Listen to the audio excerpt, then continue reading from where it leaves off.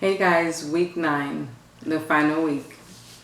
So I just wanted to wrap up this 9-week study with something so simple yet so powerful about any testimony that anyone has had, whether it be me, whether it be you, whether it be any one of our ancestors in the Bible.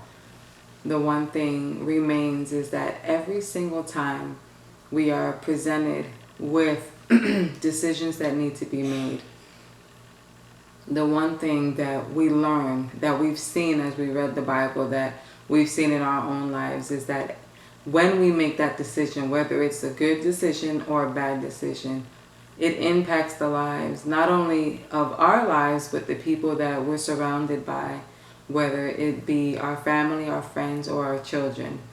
And so that's the one thing that the Lord showed me in our time, in our chapter 8 season, towards the end of our chapter 8 season, is He showed me that my children were watching.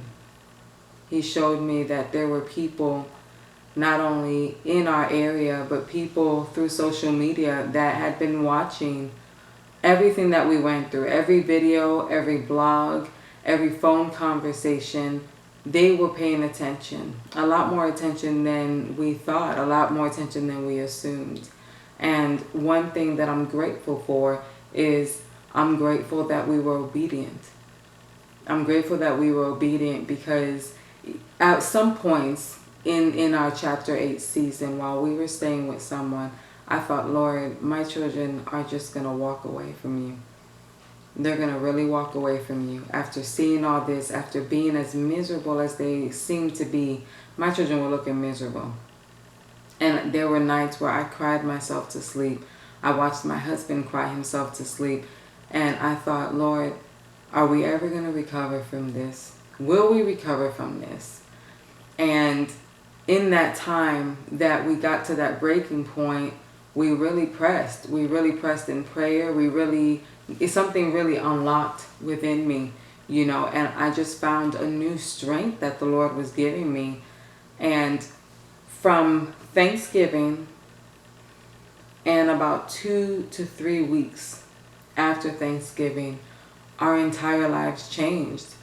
Not only did I get a job, but the Lord opened doors.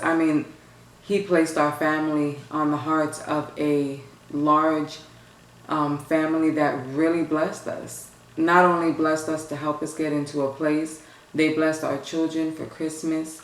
We moved into a place, we left the place that we were staying with 2 futons and Tupperware drawers. We moved into our house that we're in now with a whole house full of furniture, a refrigerator and cabinets full of food. God made a way out of no way. Because even with the job that I had, we were still paying money to stay where we were at. And my job was a part-time job at minimum wage. So that pretty much held us with gas, and that's it.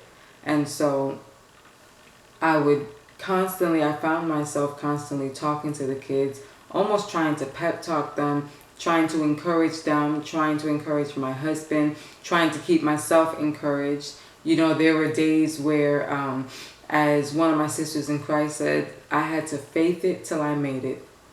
It wasn't even about faking it. I had to really press my faith to make it. And while doing that, I had to hold up my husband and hold up my kids while trying to keep myself sane, trying to keep myself from just breaking and losing it. And so when we moved into our home, we really stressed to our kids, yes, all this happened, but look at how God blessed us. All this happened, but we stayed strong. All this happened, but we continued to fight as a family. We continued to pray as a family. We continued to press in. We continued to show love even when we didn't feel like we had a drop of it in us. And so this was a legacy that we were beginning, a legacy of faith that I believe God instilled in us in these last couple months. And it brought me to a place where even sitting in our home now, sitting in my kitchen now, I'm so grateful because when we're raising our children, we want to be good examples for them. We want them to learn what it is to trust God. But there are going to be times where they're going to have to go through some things. They're going to have to go through times of just feeling flat out miserable. But at the end of it, seeing God work it out for them. This experience that we've had, this transition that we've had, was a huge transition for us, mainly because it not only grew my faith, but it grew my husband's faith, and it kindled the faith within our kids. You know, there were times where we would be so sad. There were times where we tried to get approved for different places and we didn't, and our kids would look like, we're gonna get it.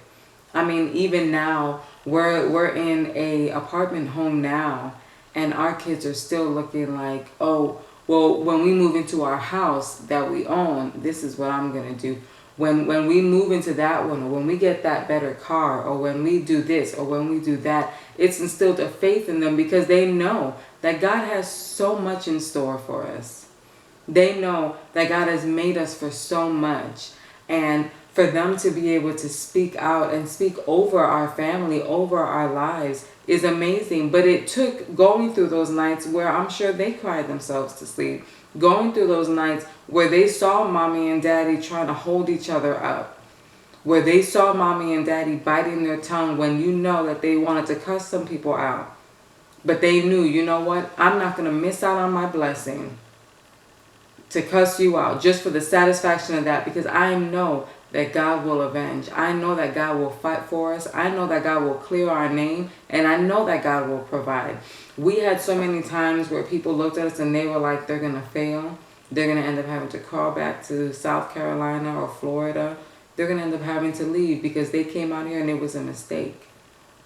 And literally within days of people saying that, things turned around. They were like, wait a minute. Wait, you guys moved? Wait a minute. So you're feeling better? You're not sick anymore? You got a job? Wait, so you guys are doing well now? Oh, you guys are settled now. Oh, wow. God can do it. The thing about obedience is it's hard. It can be one of the hardest decisions you make, is to simply obey and do what God is asking you to do. But man, when you do, you really don't understand the ripple effect that it has, not only in your life, but in your family. And all I can do is just encourage you. When God puts a gift inside of you, don't just hold it there. Don't just keep it in your memory. Don't just lock it away in your jewelry box and leave it there. But believe it. Walk in it. Because it's when you begin to believe it, it's when you begin to walk in it, that you begin to unlock even more. You know, it's like God gives us a little tidbit of what he wants, and then he'll ask us to do this big thing, and we're looking like, no, I can't do that. Yes, you can. You sure can. You just have to believe that you are who God says you are. You can do what God says you can do. You can say what God says you can say.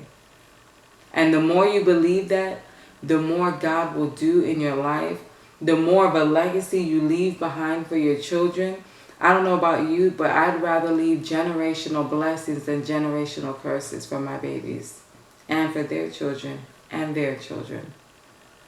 So I love you guys.